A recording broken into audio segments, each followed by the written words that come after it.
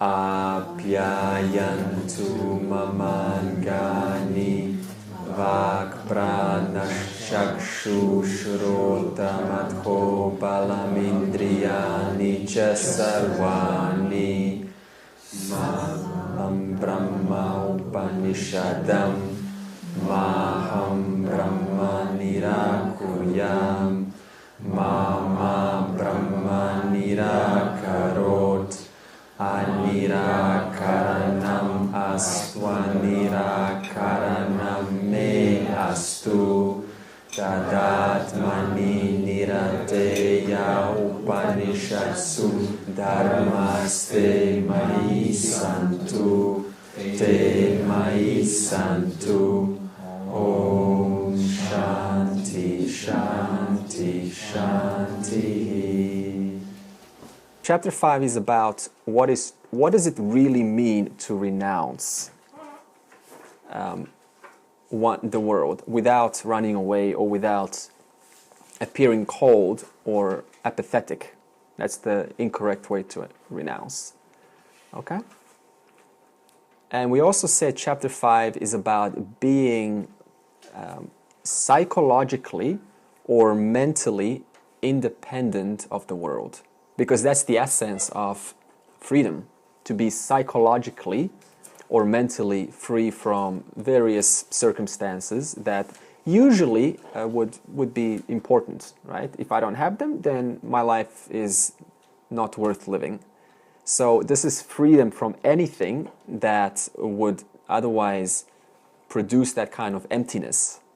You know, the emptiness when we want something and our life is not full enough because we don't have what's important. So freedom from that, freedom from the need to fill one's life with objects, with people, with entertainment, with circumstances which give meaning or purpose or a sense of worthiness to one's existence. So renunciation is being free from these needs. Now, verse 22 to 23 that we're about to do, and 24. So the goal today is 22 to 24, okay? Verse 22 to 23 is about mental preparedness or discipline required for self-knowledge. What kind of mental preparedness? That will be answered. What does it mean to be mentally prepared? That will be answered. What is this? Whom is this discipline for? That will be answered. In what way are these disciplines undertaken? That will also be answered, okay? In 22 and 23. And verse 24 will be about jnanam palam, that is the fruit of self-knowledge. So once we go through the discipline, like with anything, right? In sports, you train, and then you go to the field, and then you do your high jump, right? Your sprint or your swimming, and then you win. Or maybe you just have fun. So that's the benefit of mental preparation. Verse 22. Yehi samsparshaja bhoga dukkha yonnaya evate adyanta vanta kaunteya nate shuramate buddhaha. Krishna is here sharing a basic universal problem that all human beings go through. And we will now speak about this universal problem that no one is an exception from. Okay? So to remove this problem, this universal problem, is to come out of samsara. To not remove this problem is for samsara to continue for the individuals. Samsara means, in this context, entanglements. Okay? Entanglements with the world. Every sense object makes contact with sense organ. Okay? So sense object is anything that we can perceive. Absolutely anything, including your own body, your own feelings, your own emotions, your family, right?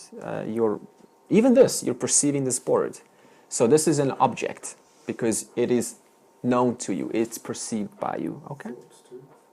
Thoughts are also objects. Good point. Okay? Object is anything other than you. It's the Sakshi. In the world, we use our sense organs, our 5 sense organs, that is the organ of visual, organ of auditory, gustatory, olfactory, and kinesthetic. Okay? So these 5 organs pick up data from the world. And this data which they pick up is how we're able to perceive the world. If we, for example, were to take one of these organs out, let's say the visual, then the world would still continue, except the world would be with one less piece of data, that is the visual. Thoughts, then we're talking about subtle sense organs, because gross sense organs are used to pick up the world, right? But subtle sense organs are used to pick up the internal world. So it's the same idea. Just like if you imagine something, then you will know about what you imagined. How do you know about it? Because it is made aware in the mind. Okay? So sense organs all culminate where? In the mind. Okay? So the data right now, the visual data, is coming through your eyes, and the hearing of this mouth sound is coming to your ears. And the visual and the auditory are culminating in the mind. So the mind is used to culminate all of the data that is processed by these sense organs. And that's why we say the mind is the antaha karana. Antaha means innermost cause, innermost instrument. So that means your mind is that place which takes the data from one of the 5 senses and makes sense of it. So any object so far in the world is capable of giving the person pleasure or fulfillment. We know this from our own experience. And everyone has an individual object in life that gives them pleasure, okay? Now this pleasure, this word bhoga means happiness, okay? It's just like sukham. You've heard the word sukham, sukha dukkha. So bhoga is a synonym for sukham. So when it says samsparshaja bhoga, what that means is all pleasures in life, every single pleasure in life, are arising out of contact between these 2 parts, the sense organs and the sense objects, okay? So all pleasure in the world is born out of the contact between these 2. If we take the visual away, then you got a whole entertainment industry. We're talking about a $1 trillion industry called movies, which could no longer function. If we take out the auditory, then you got a whole $1 trillion industry called the music industry, which could no longer function. If we take out the kinesthetic sense, then we would take out the entire trillion or however many billion-dollar industry called the red light district for the, in men's case, for women also have their own versions, like massage. You can think about it in a way that the entire world functions by simply profiting off one of our 5 senses, right? So imagine we just didn't have eyes, right? All of the cinemas would go out of business, and YouTube and everything else.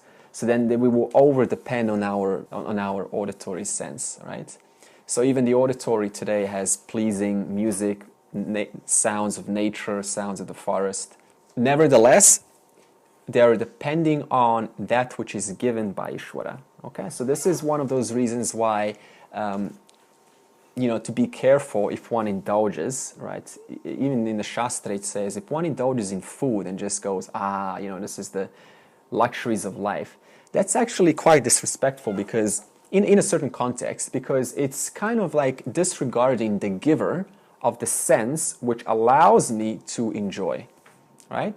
So if I just keep enjoying, but I never acknowledge the giver who gave me these senses which are causing me, or which have the capacity to make me experience this, then it's actually being like a thief, right? Taking something without ever acknowledging it for its capability.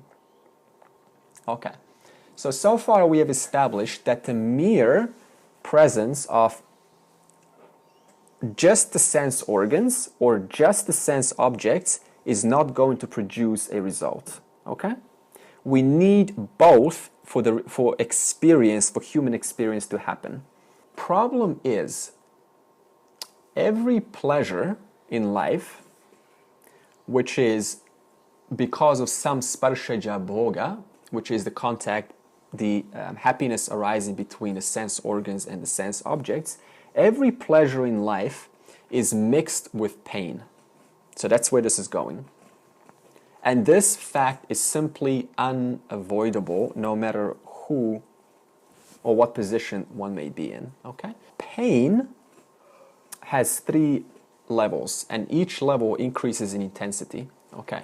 We have pain of acquisition, we have pain of maintenance, and we have pain of departure, okay, or pain of loss. So pain of acquisition is common. We all know, we all share the experience, what it means to acquire something, like have a goal or a vision in life. And then the amount of work that we need to go through, it can be quite exhausting, right? And sometimes it's not really, sometimes it's enjoyable. But nevertheless, acquiring something is, you know, it has its pain and pleasure, right? For example, to acquire a new partner has both pain and pleasure involved.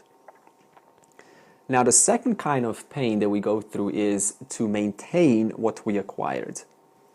So now that I have the object, the reality is the object is constantly undergoing changes, and I end up depending on this object. So in order to preserve the object's status, I need to maintain its condition. So this can come up as like a person who's over-controlling in a relationship. Happens because they don't want the other person to change out of their liking, because the condition is what they depend on. Okay? And so this causes constant struggle between the two, or even business partners, right? Any kind of situation. And it's actually very painful. It can be a whole life of turmoil and conflict trying to maintain each other, right? One doesn't want to lose the other.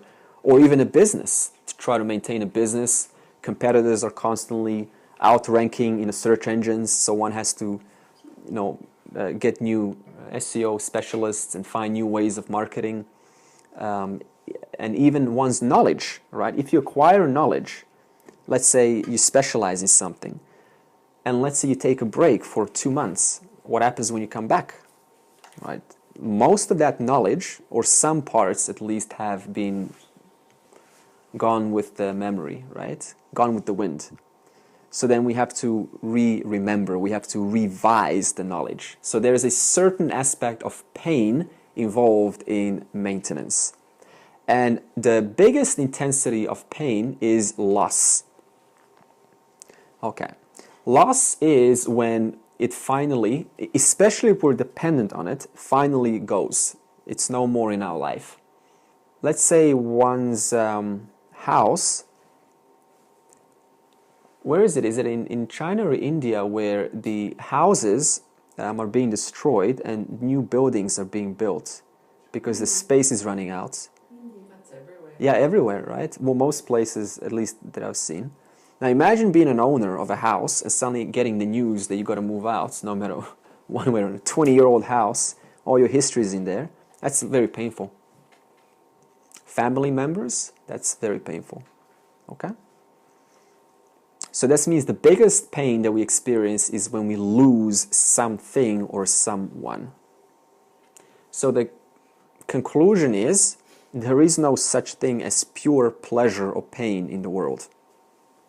That's a fantasy. In reality, just down-to-earth reality, every pain pleasure has a hidden opposite behind it. And the reason is because all pleasures even pains, but all pleasures have a beginning and then they end. There's no point putting all one's energy into the preservation, into the acquisition and constant process of these first two, because there's going to be a loss, there's going to be acquisition pain, and there's going to be maintenance pain, right? The smart ones are going to say, hey, what about, because not all losses are painful, right? Sometimes we lose a person, sometimes they get out of our life and then we're happy. Yeah, departure usually is painful. But in this case, departure would be happy because somebody left us who we didn't want, or it wasn't getting along with them. So what's the opposite of that? The opposite is if they come, then the arrival becomes painful. So whether you want to speak of arrival being pleasurable and departure being painful, or you want to speak of departure being pleasurable and arrival being painful, either way, as I said, there is no such thing as pure pleasure or fulfillment in the world. The point of saying this is that all objects, okay, all objects, whichever nature of that object is, you have to acknowledge that it shares these two sides, pain and pleasure behind it. If one does not acknowledge that, then the modification of that object's status or condition is going to immediately invoke feelings of loss or feelings of preservation. And that's going to create a trail that's now going to steal one's time from doing something worthwhile. Right? That's the problem, is that pain doesn't go away instantly, does it?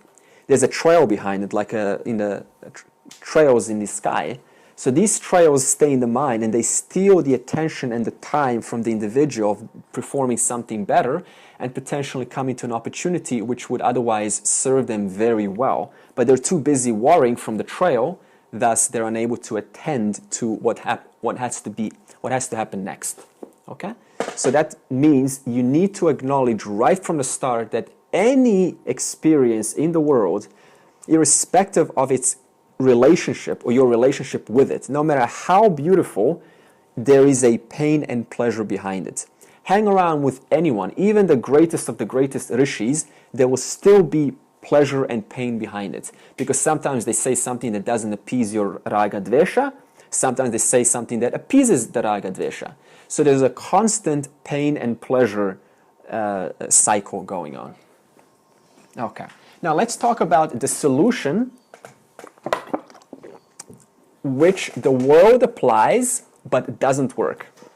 Okay, so we're going to talk about a solution of the world and demonstrate why it doesn't work before we go to the Vedanta solution.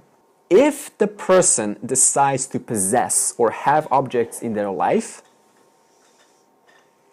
then the fastest way to have this pleasure is to get the object.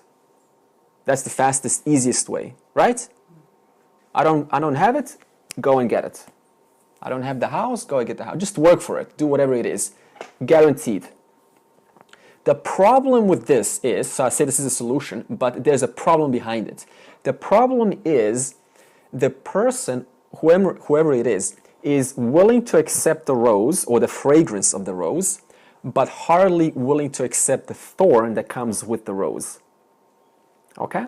Sometimes we're not willing to accept the thorn because, think about a lottery winner, right? They're too busy being excited and overwhelmed by the joy, but nobody stops and thinks, well, I'm not going to say nobody, but few stop and think and say, wait a minute, what's the price of this, right? Because now I'm going to buy things and I'm going to deal with what I buy, that I'm going to undergo these three pains: acquisition, preservation, and loss.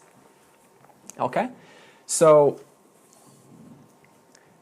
one has to then go through this pain because they haven't taken the time to accept the thorns which came with the rose. Okay, the second way that the world, assuming they don't have the full picture, is what we call a smart spiritualist, a smart person. Okay, so what they say is this: I'm just not going to own anything. I'm just going to be free and simple, right? I'm just going to, like, who needs the world, right? It's just painful. So they're right in one aspect, but it's over-exaggerated in another. Here's why. If I decide to keep my life simple, right? Not get married, not have children, just very simple, just enough to survive. What happens is a feeling of loss, emptiness starts to arise. The person starts to crave for some novelty, for some fullness in life. It's a very common thing. We say oh, my life is so empty, right? I've got nothing to do. So then they have a yearning to fill their life with something interesting. So this means because they decided not to be with the worldly entanglements, they then bear having to fantasize to fill in the gap of emptiness. And what is fantasy? What is imagination? Tamaguna. So either way, they haven't gotten out of the problem. Because even entertaining thoughts with my mind, I am still focusing on objects. So I haven't really renounced anything. I've only renounced physically, but I haven't renounced mentally. Okay, so these two problems equate to summary. Number one, a lot of work. Okay, because number one, if you want to be in the worldly objects, there's a lot of work with that, right? To maintain it. A lot of work equals complain, right? And no work, that's for a false renunciate, equals boredom.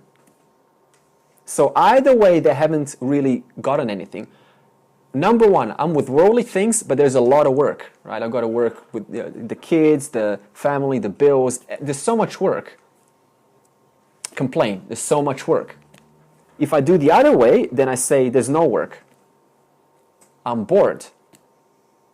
So both ways, 1 and 2 equals samsara. Still entangled in the primary problem of thinking about more for more, okay? Now let's talk about the Vedanta solution. Okay. Number 1, decide not to possess anything. If you're in this category right now, okay, because I'm talking about the solution from Vedanta. If you're in this category now to keep life very simple, and you're just not generally interested in the world, right? Not that the world's being discarded or degraded. You're just not generally interested in what's out there. Then what one has to do is discover their inner fulfillment. Discover the fulfillment of self. Discover inner ananda. Okay? And we can call this, there's a word for this, purnatvam. Purna, purnamada. So purna means complete and whole. And tvam, tatvam, that means though. So that means learn to be happy with your fullness. Purnatvam. Purna, full, tvam, you Atman. That means learn to be happy with your fullness, with yourself. So that means, once again, summary, if one chooses to live a simple life, solution, learn to be happy by yourself, no matter what. Otherwise, the problem is one's going to become bored and have that emptiness problem.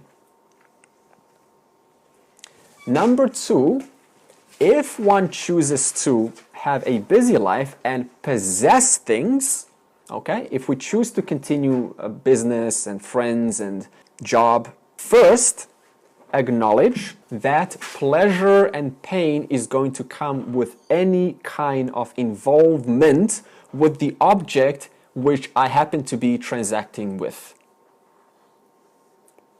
No exceptions to this. First, acknowledge. And the second is, this is the most important. Okay, discover or develop sufficient mental strength to deal with the consequential or eventual loss or pain of the object which you happen to be transacting with. I'll shorten that down. Discover sufficient inner strength. Discover sufficient mental strength to deal with the eventual pain dealing with the object which I am dealing with. So what does that mean? Two partners are together, there's tension. That's going to happen whether one likes it or not. Discover and develop the mental strength to sustain that, not to run away, right?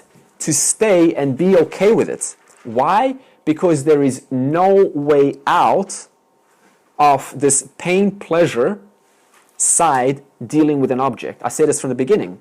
That's why I say discover the mental strength and develop it in order to stay with the situation without having too much of a mental disturbance. Along with that, you need to do what the sannyasi does, which is learn to be happy with yourself. Okay? Because remember, sannyasi doesn't have this problem. Or it's not a problem. Let's not call it a problem. Sannyasi doesn't have to deal with the world, so they don't need to discover inner mental strength because they're fine. So, as a householder, you got two parts. One, discover sufficient mental strength to deal with the eventual pain dealing with the objects in your life, and two, purnatvam. There's no other way. For example, children, 1 year old, there's going to be challenges for the parents at 1 year old. At 2 years old, there's going to be challenges for the parents. So that means the parent at 1 has to develop and sustain the mental strength to undergo the challenges of the child. At child being 2, they have to undergo and sustain their mental strength to sustain the child. When the child starts talking, 2.5 or 3, is it? 2.5, 3, then the problems or the challenges will increase, and then the parent needs to sustain, keep discovering, keep developing one's inner mental strength. Especially if they're coming back from work tired, and then the dog starts to lick them, and they're trying to work on the laptop, and then the cat goes over the laptop, accidentally presses enter, and then the wrong money gets sent to somebody else. Okay, so many, and then on top of that, the wife is not cooking for an extra 1 hour, and they're hungry. So all of this has to be sustained. How? By this constantly working and developing sufficient mental strength to deal with the constant transactions of objects of the world. If we don't have solution to 1 and 2, then get ready for pain. Because there will be pain. There will be pain both ways, but at least this prepares you. This is why I said verse 22 is discipline or mental preparedness. So now you know what we're talking about, okay? How to discover purnatvam. That's the next topic. How to discover inner fulfillment. Luckily, both methods, number 1, which was giving up plus purnatvam, that's a summary. And number 2 was possessing plus mental strength plus purnatvam. Okay, that's a summary. If I want to possess, then I need mental strength and I need purnatvam. That's number 2. If I want number 1, just renounce, then I only need purnatvam. Okay? Both ways have only one solution, luckily. And that's and that solution is self-knowledge. Jnanam. So this is actually nothing new. It's just a repetition of what we already know in a different method. It's reassuring that it's not so mystical. Wow, what's the solution? Bring it on. We already know the solution. Self-knowledge. Okay, let's summarize this. If I'm ignorant, then if I have or don't have equals problems. If I'm wise, then having or not having equals no problemo. Okay? Now, when I say no problemo, I'm not talking about coldness or apathy. It's just that the person understands, hey, look, I've gone through something much tougher before. Everyone goes through this, right? It's subject to change anyway. I'm not going to die. It's not as bad as I think it is. Why shouldn't it happen? Why am I so special that it shouldn't happen? So one's just understanding that it's not as bad as it actually is. Okay, so we need to get back down to earth. It's not like the person's invincible. Okay, verse 23. Shaknoti haiva yasodhum praksharira vimokshanat kama krodhod bhavan vegam sayukta sasukhi naraha. Verse 23. Before going, summary, verse 22 that we just done. We talked about the value of mental preparedness, of what we need to do giving up, or choosing to possess. These are the only two options. What do we say in the first session? Grahastha ashrama and sannyasi ashrama. So it's the same idea. One's a householder, one's a sannyasi. This verse talks about how to handle raga dvesha. I would put that down because I'm going to add on to this now. How to handle raga, R-long-A-G-A, raga, dash dvesha, D-V-E-S-A. Handling of raga dvesha. On top of raga, put kama, K-long-A-M-A. Okay, it's here, kama. And on top of dvesha, put krodha, K-R-O-D-H-A. Because I'm going to equate this now to some terms. Okay. Raga, we can say attractions, and dvesha is repulsions. Raga is likes, dvesha is dislikes. Also for dvesha, we can say aversions. Both raga and dvesha are caused by false notion that likes and dislikes are found in objects of the world. They are born out of false notions that raga, dvesha are contained in worldly objects. So let's speak about raga a little bit more. So you can put a new line, raga, just to address this very well. Okay, raga is, raga, R-long-A-G-A. Raga is the false notion that the world is capable of giving me permanent happiness and fulfillment. That's the big word, permanent. The world will give me permanent happiness and fulfillment. Now, the word permanent, imagine this. Imagine going on a date, right? And you tell the other person, sitting on the other side of the table, you know what?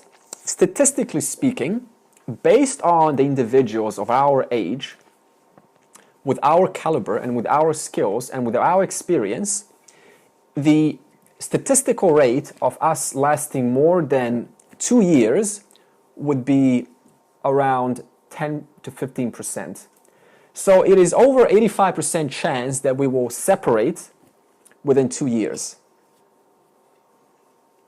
Who's going to go with that? Who's going to continue? Right? The person was being honest, right? There's obviously you can use a different example. But why do we associate with things? Why do we get things in the first place? Because there is a false notion that in their presence, this will last forever, permanent. You've heard, what is it? True love eternal. Never dies? Huh? Eternal. Yeah, that one. What? Eternal. True love is eternal. There's terms that go around. True love. I thought it was true love is blind. Yeah. Okay, so permanency is the problem. And somehow we get this notion that by my engagement with this object, the pleasure, the fulfillment that I will gain with it will be permanent. The truth is, if you investigate your experience, there is no such thing as permanent joy in any kind of object in the world. No exception. That's the first understanding, the first acceptance. In other words, no person or no object can give you permanent security or fulfillment or happiness. Temporarily, yes, but permanent, impossible.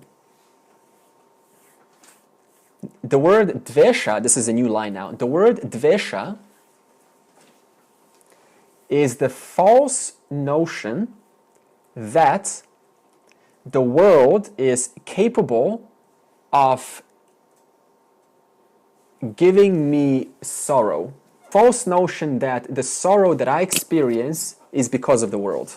This is not true, because suppose I like classical music and I open the windows and I really turn on the classical music, and the next door neighbor doesn't like it, right? They have krodha. Oh, by the way, krodha means also anger. Did you put that? Kama kama is also desire. Kama, desire, krodha, anger. So loud music, next door neighbor, I have kama for the classical music. The next door neighbor has krodha, anger. But then tomorrow they turn on a loud, give me a genre. Death metal. Heavy metal. Okay. Loud, like with bass. You know, just you can't hide, right? Even in those trees you hear it. And they're in bliss, man. They're dancing. But I'm totally in krodha. Well, my body's in krodha. So this means that the worldly sorrows are not in the world. They are in my own dvesha, in my own dislikes. Because what happened if I, at some point 2 years ago, somehow fell in love with heavy metal? Then in this same situation, I would enjoy the heavy metal. So the heavy metal and the classical music has nothing to do with the reality producing sorrow, but the reality producing sorrow belongs to my own dvesha. Okay? So false notion that the world's sorrows belong to the world is dvesha. It is I who make the world the source of joy and sorrow. It is I who am the source of all worldly joys and sorrows. Until I discover this, I will blame.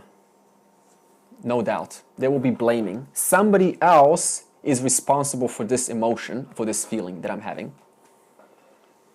No matter how good the relationship is with that object, if I don't accept this, that I am the source of sorrow and joy, then there will be even subtle blaming. It may not be so obvious, but there's sophisticated, very subtle, undetectable blaming.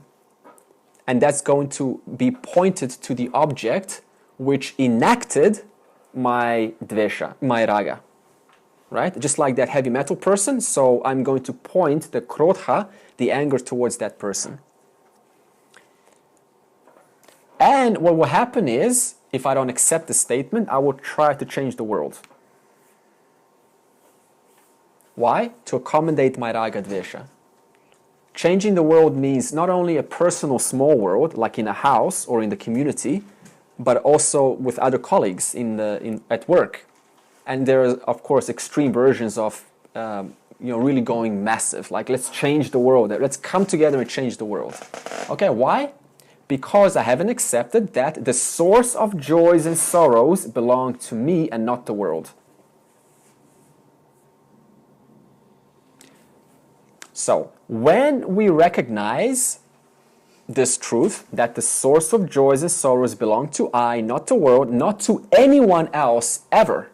Nobody ever was responsible for your anger or your agitation or your lack of success, or not even parents. Nobody. Zero. It was my own raga dvesha, my own preferences as to what is worthy of being liked and what is worthy of being or seen as disliked. Okay? So it puts back the responsibility on us. What about environmental things? So people become aware of chemicals or things in the environment that are systemic. So in other words, it's not just localised to one person but to the whole society. And they become ill or they find it difficult to work or something like that. Yeah. Yet the powers that be mean that won't change quickly. That's not likely to change quickly. Yeah. So the person themselves may not have the education or understanding to identify that their illness or their discomfort is associated with this thing. Other people might, and they agitate against that corporation or that government that's allowing that to go ahead. Okay, the question is the intensity will still depend on the raga dvesha. There's also people who can forgive instantly and understand look at it from a different point of view, that I was meant to be here. Maybe it's my prarabdha karma, maybe it's my karma, but also the intensity is going to change, because if I have a strong aversion for the environmental impact giving me discomfort, then I'm going to, of course, be very angry. If I have not such of a aversion, but just a little bit, then I'm not going to show it so much. But it still comes from whom? Me. Did somebody else provoke me? No, it's coming out of whom? You. Is that clear? So I'm not saying that you're not allowed to have raga dvesha. I'm only saying to look at it and to from whom is it coming from, okay? I didn't say you're not supposed to have raga dvesha, just not to have it over-dominating one's temperament. And even if somebody does something terrible to me, then what's the point of bearing that hurt? Why should I bear that hurt? Because I'm going to suffer. So it's in it for me to forgive. It's in it for me to look at it from a point of view that releases both them and me so that we can both continue our journeys. You understand? So that doesn't necessarily mean that when something is perceived as suffering, as that could be, that you have to just passively accept that suffering and try to then develop a mental state to not be agitated by that suffering. But you can actually take proactive action, but in a correct way. Very good put. Yeah, you can take proactive action, as Martin said, in a different way. You look at it in a different way, okay? Either way, what I'm saying is it always goes back to you. Yes, okay, they may be at fault, they may be absolutely... It really doesn't matter. The point is you're still bearing that result, okay? So when we accept the statement that all joys and sorrows actually come from me, and I am the source of them, then we can say that raga dvesha has been, I'll explain this word, transcended. Now, what does transcended mean? Transcended does not mean completely impervious or invincible. Transcended means simply I understand that it doesn't have such a strong hold on me. Okay? So yes, they're still there. Raga dvesha is still there, but I'm not bound by them. Some of us have these grudges, right? And we hold them for such a long time, and we get blocked by the grudges. So I refuse to be bound by any kind of grudges towards anyone or anything, even if they have intentionally done it to me, because the fact is that grudge alone is an obstacle to my spiritual evolution. For that reason, if I understand and come back to the statement, I alone am the source of joys and sorrows, then it allows me to, quote, transcend these raga dveshas, these attractions and repulsions, because if I don't, then they're gonna drive me. They're gonna decide what I like and what I don't like. They're gonna choose what kind of life I have. Okay, we'll put this into a nice formula, mathematical formula.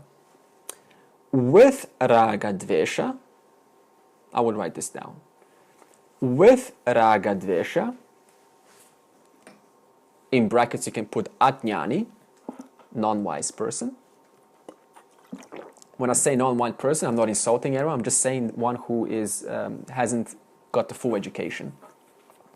With raga dvesha equals subjective world of mine.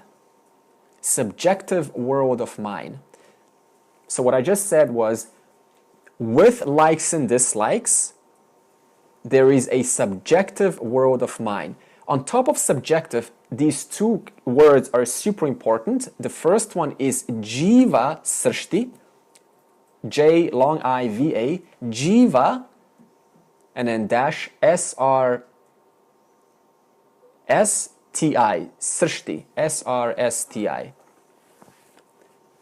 comma, pratibhasika, P-R long A, long A, T-I, prati, B-H, long A, S-I-K-A, pratibhasika. Okay? So subjective world equals jiva srshti or pratibhasika. It's probably super important words, especially pratibhasika. So, what does subjective world mean? It means this. Sunrise equals so beautiful. Rainbow equals, oh, it makes me so cheerful. Did you just get what I just said? I generated my own opinion and I wallpapered it over the object. Because somebody else doesn't think that the sunrise is beautiful. They just think a sunrise is actually a representation for a new workday. So they think a sunrise is painful. So subjective world is when I take my own raga dvesha, my own likes and dislikes, and I copy paste them over the world. And onto which I copy and paste them over, that object takes on the worth equal to the raga dvesha in my own mind. I'll rephrase that. The worth of the object equals the quality of my like and dislike which I gave it. If we have a Arnold Schwarzenegger when he was young, right? Some woman will copy-paste a raga dvesha, at least a raga, that will be very attractive, very handsome, right, with big muscles. That's called pratibhasika. But another woman who likes more like AFL players, right, more slim, she's going to copy-paste more in the lines of dvesha, right, aversion, not so attracted. So that individual, Arnold, Mr. Arnold, he is value neutral. But the observer pasted a different value based on their own quality of raga dvesha onto the object. Okay? Simple. Now next line. Without raga dvesha, without likes or dislikes, equals objective world of God. God in brackets, Ishvara. I, long I, S-V-A-R-A. On top of objective, another two important keywords in any Vedanta class. First, Ishvara Srishti. And the second is Vya, V-Y long A, Vya, Va, V-Y long A, V-A, H long A, R-I-K-A. What's long A? There's a line on top of the A. Vyavaharika. See how I say Harika? That's long A. So Vyavaharika. That's why I say long A. So Ishvara Srishti and Vyavaharika. Okay, so what is objective world? Objective world is sunrise equals sunrise. Tree equals tree. A rainbow is a rainbow. In other words, I didn't put any kind of personal feelings or thoughts. I just mentioned what is. sunrise. That's it. Another example of pratibhasika and vyavaharika would be, if I look at a rainbow, right? This is pratibhasika example. I go, oh my God, God is so happy today, right? Rainbow, God is happy. I actually had this from my own childhood. I thought that rainbow means God is happy, so I was also happy then. An objective view, or a vyavaharika, would be this, which I observe, is refraction, deflection of light within water droplets, creating a multicolored circular arc. Right? I just mentioned a scientific version of a rainbow. Why? Because this is the case. This is how a rainbow is created, by reflection, and deflection of light in water droplets. So this is called vyavaharika, objective reality. So, or death equals death. That's a good example of vyavaharika. Versus death equals fear, mystery. Don't speak about it. That's jiva srishti. So nuclear explosion equals nuclear explosion. That's a good one. Sorry, I'm going for the negative here. You know, it's so funny. I was looking at many nuclear explosion videos recently on YouTube. I was like Castle Bravo. It was supposed to be a 5 megaton explosion, but one of the particles, when the neutron hit it, it changed the structure of it, and it was a 15 megaton explosion. So it was a big accident. You know, it was 3 times bigger. Yeah, so nuclear explosion. It's the kind of videos I watch. Okay, Vedanta only works in mode of vyavaharika. It will not work as long as there is excess pratibhasika. Okay? Why not? Because if someone comes in with a whole bunch of pratibhasika attributes, then whatever you say to them, they're going to interpret it in their way. You heard us, you have your own family or your own friends. You tell them one thing, but then they relay it back to you totally different. There's a story in a Chinese story where you have 30 kids, and then you tell the kid on the front the story, and then each one of them retells it to the kid behind. You go all the way to the back, and you say, so what's the story? Totally different. That's called pratibhasika, right? So here's the instruction. Move from jiva srishti to Ishvara srishti to asrishti, no creation. Asrishti means Brahman. From jiva srishti to Ishvara srishti to asrishti. What does asrishti mean? No creation. Like right now, if I say to you no creation, you probably ask, what does that mean, right? First of all, I said consciousness when I say no creation. There is no such thing as creation, because to say creation implies a creator, and then we have a Dvaita problem. So, just a simple method of explaining. No creation means, okay, let's put it creation method, right? Creation means this, pot. Okay, this pot is form. It surely looks created. But to whom? To you, from that point of view. What if you were now to be an ant? Would this still look like a pot? No. So then who's right? Are you or the ant right? That's what we call about mithya. It all depends from which point of view you're looking at it from. So because both you and the ant who's looking at this are both also clay, then what is there other than clay? So then can I say there's creation? No, because both, there's only clay. But if I separate myself and I think I am other than whatever if I say I'm other than you, then of course there is creation of individuals, trees, clouds, sun, and so on. But if I change my focus from form, nama-rupa, into that which underlies nama-rupa, Brahman, consciousness, then automatically I can no longer say there's creation, there is only this. Okay? So that's what asrishti means. Okay, now let's get real about one thing. I just said jiva srishti to Ishvara srishti to asrishti. This takes a lifetime. That's why it says here sharira vimokshanat. Okay, sharira vimokshanat. How long does one have to get to manage their raga dveshas until the fall of their sharira, their body. Okay? So this is a lifelong project. Handling raga dvesha. Why? Because we have lifetimes of imprints from past incarnations of raga dveshas, which are pulling us in one way or another, right? So this is a lifelong project. Now, I'm going to bring out the good news. I did not say, this is the good news, I did not say you're supposed to eliminate all your raga dvesha. I just said before, this is a lifelong project.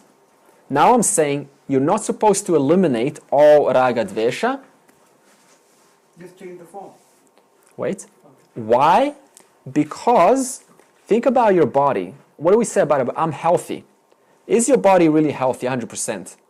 Never. You look at it under a microscope, it's constantly being attacked by microbes, and cancerous cells at any one moment are constantly being digested by the enzymes of the white blood cells in order to prevent the body from being sick.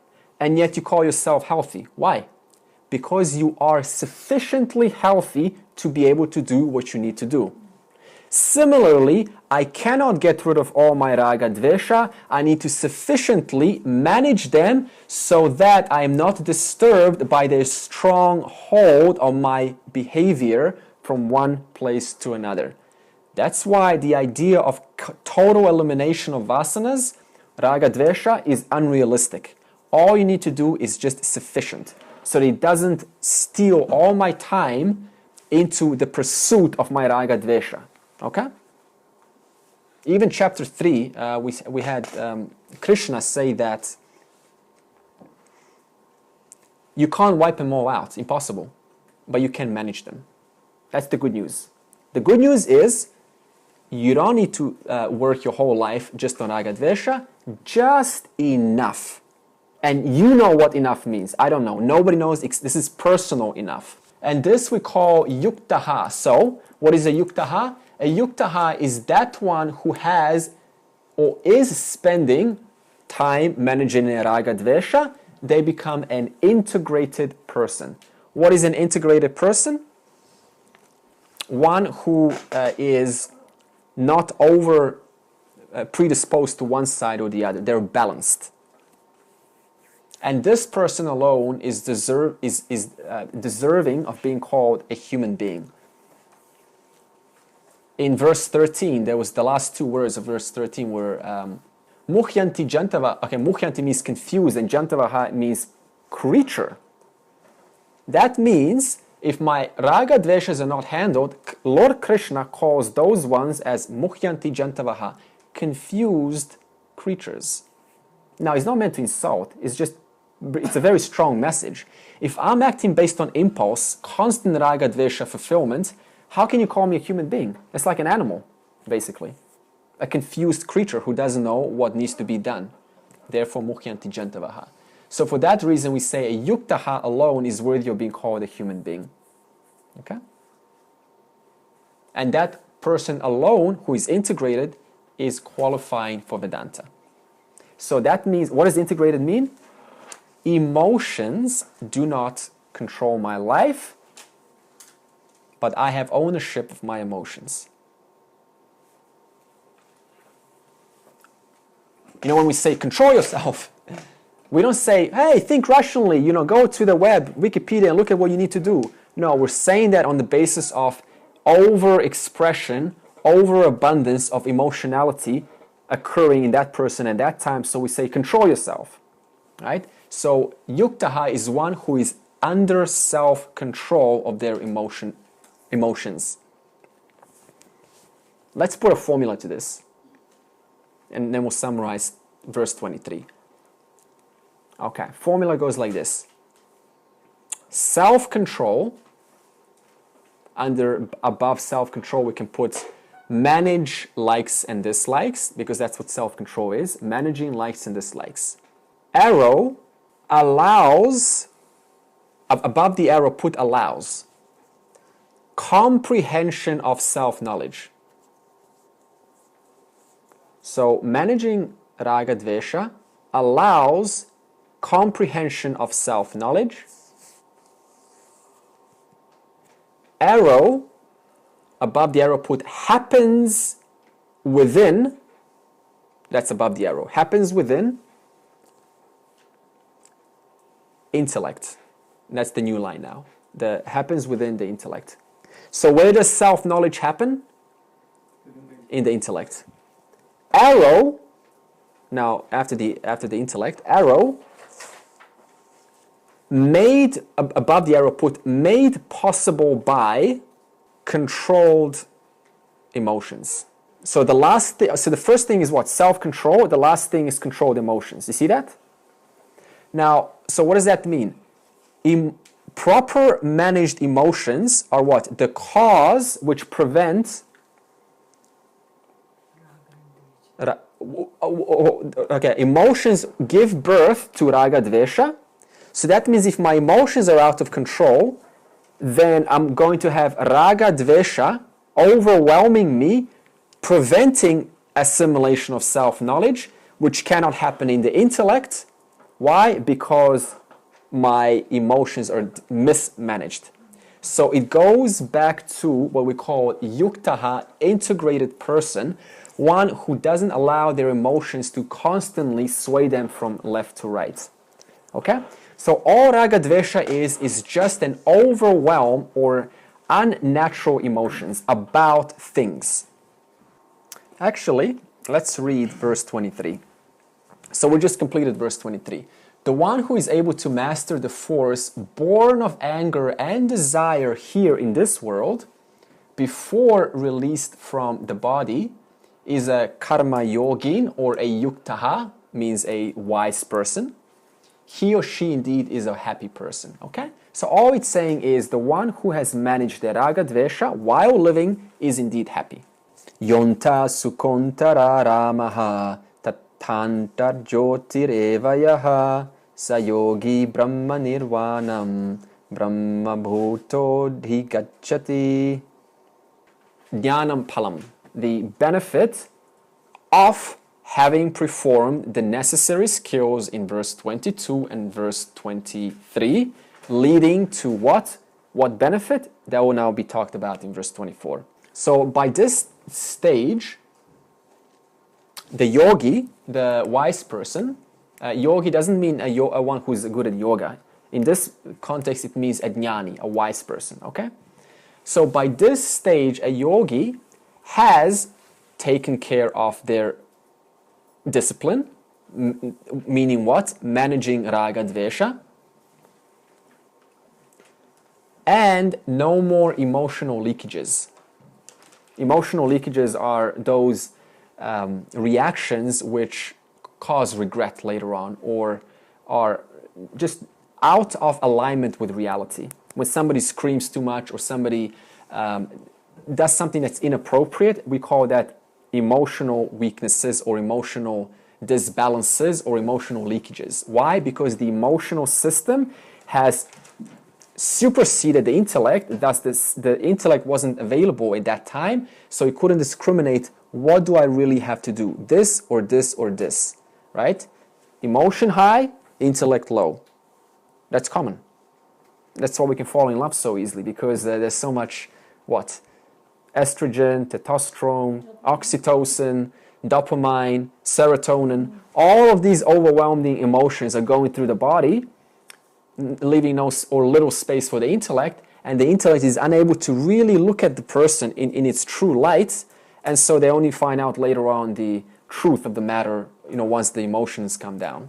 Okay, so what is a life like for one who has undergone all of the steps in verse 22 and 23? What's the life like for that one? So this we're going to answer in yaha, antaha, sukkaha. Okay, so the inner essence of that person is sukkaha, happiness.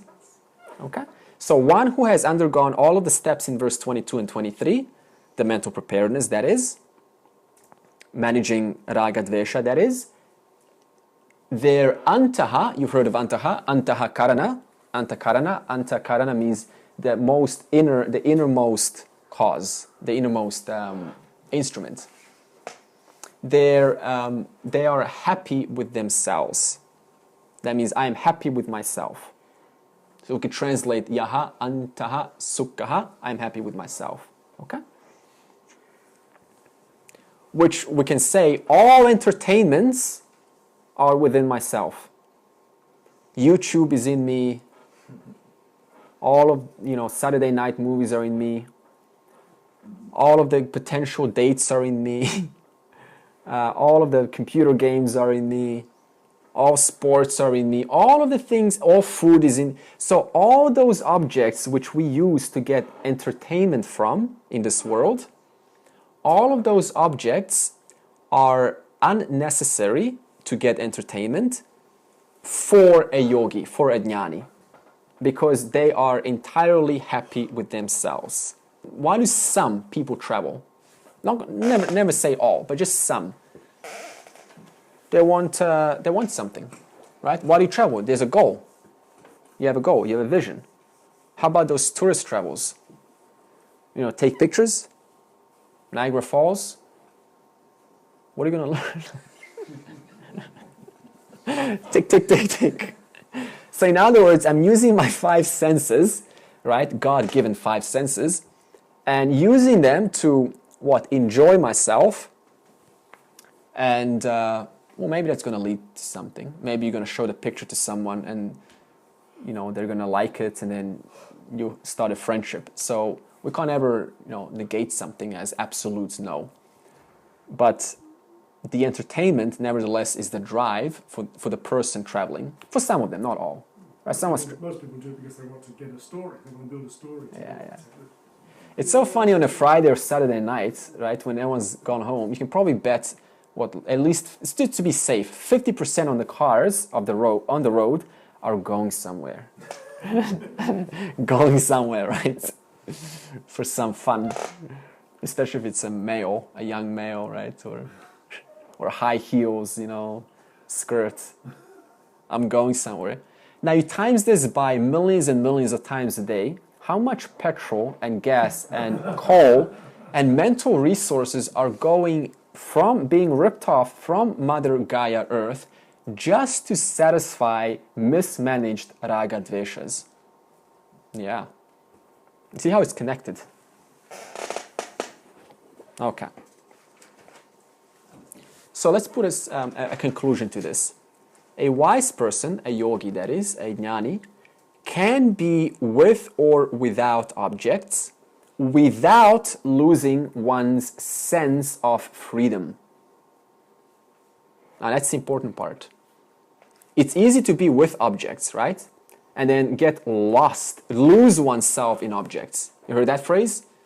I lost myself in entertainment. Today we have youngsters who can play games like StarCraft and just time flies by. Just like 10 hours, you don't even eat, you don't even realize you're hungry. So I lose myself. But a wise person never loses themselves because they're so well rooted in I. Impossible, no way. So a wise person can be with or without objects? Without losing one's sense of freedom. While an ajnani, a non-wise person, is with or without objects, but loses themselves in it. Not always. I mean, we got smart individuals, right? And they're able to hold their ground and realize it all comes and goes. The one who is able to be with objects or without objects is a Brahma, we can put a name, Brahma Bhutaha. Brahma Bhutaha means I am Brahman, I am that which is full, whole and complete. Okay? Brahma Bhutaha. So a yogi is Brahma Bhutaha, or a yogi is identified with that. In other words, the yogi and Brahma Bhutaha are one. We're not even going to say identify with it, but they're the one and the same. So because the yogi is Brahma Bhutaha, that is full, whole and complete, what is there to be entertained by? Because all entertainments mean what? I'm not happy with myself right now. I feel empty. I feel lacking. I feel yearning for something. So give me some novelty, right? Give me a friend to talk to. Give me something to do. A yogi is one who is Brahma Bhutaha, thus does not seek worldly entertainments externally. All the entertainments are inside. And as Michael said, that entertainment which is inside can be attributed to Ananda. Okay? We don't even call it quality. If I said sattva, then I could say quality, but we can't say Ananda is quality. Like we're talking here. Are we talking about just contentment? Discontentment. We're talking at this state where one has learned to overcome your raga, dvesha, Yeah. who's become a jnani. Yeah. Okay, I've learned to control my emotions. Yeah. Then it says to be happy just within yourself, just being with yourself. Yeah. Okay. Just to be happy. But that doesn't mean I feel in everyday life to be sitting in one room by yourself. No, it doesn't. We just dull. It's just become dull. We didn't say that. I mean, it becomes it's not a way to live. So what That's we're good. saying is that no matter in what activity we engage in, Yeah. we're still happy and contented within oneself. Super good translation. Yeah. So activity will continue. Yep. Okay, and the activity will bring series of ups and downs But because that belongs to the order of reality of Mithya. But despite that, there is total contentment because of knowledge, because of practice, that despite this, it doesn't touch me. This knowledge that this doesn't touch me, this increases. The more I start to inquire, like I just gave you an example, that the ultimate joy is always coming from here. It's never out there. Right? In fact, I give that permission to have joy here. I give it permission. Okay, is that clear? Shall we ask that question again? How do we translate this practically? Okay, let's summarize what we just spoke of. How to translate this practically? Or let's interpret the statement. The interpretation is, 1, I deal with life which has ups and downs. That is experienced without a question. 2, despite that, I develop sufficient mental strength to deal with the ups and downs. And number 3, Purnatvam. How to gain Purnatvam? Self-knowledge. So in other words, you already have all the steps involved. We're just talking about Purnatvam, developing Purnatvam. The more it's developed, the more one is content with themselves despite ups and downs. Okay. Okay, so how long does this yogi live? This jnani? Until, we're not talking about a jivan muktaha. We're going to close here, right? How long does a jivan muktaha live? Until their prarabdha karma is finished.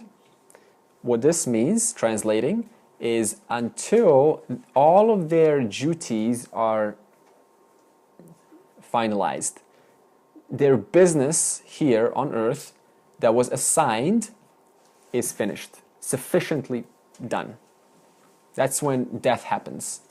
So, some tribes celebrate death because they know the person is, spiritually evolving. But somehow in the West we kind of take it as a loss. But okay, that's fine. It's allowed to want to grieve. But also at the same time, if you have this knowledge of, you should understand that this is the prarabdha karma of the person, is expired, as it will for this one, for everyone, as it has for previous generations.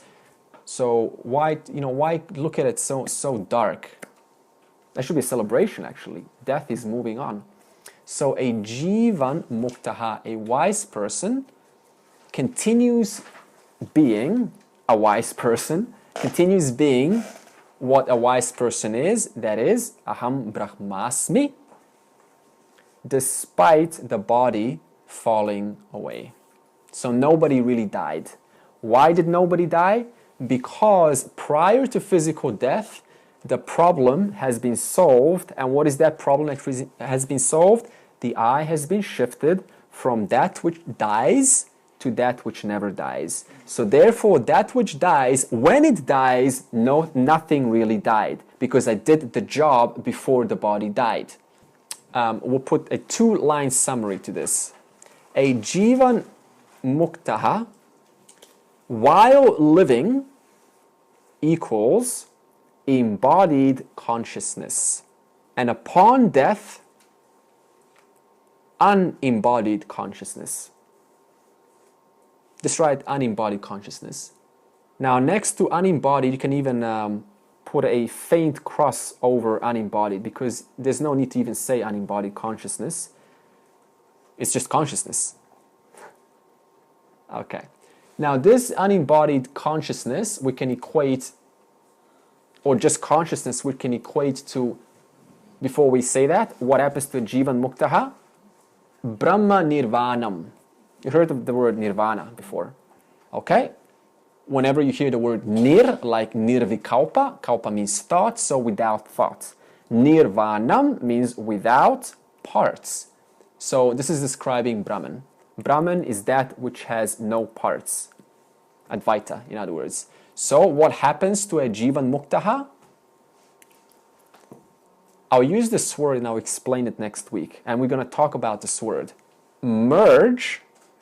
Now put like big asterisks around the word merge and due for next week, because this word can be misinterpreted. The Jivan Muktaha merges with Brahman, which is Nirvanam. Forever, permanent. Sarve bhavantu sukhinaha, sarve santu niramaya, sarve bhadrani pashyantu, ma kaschit dukkha bhag bhavet. Om Shanti Shanti Shanti.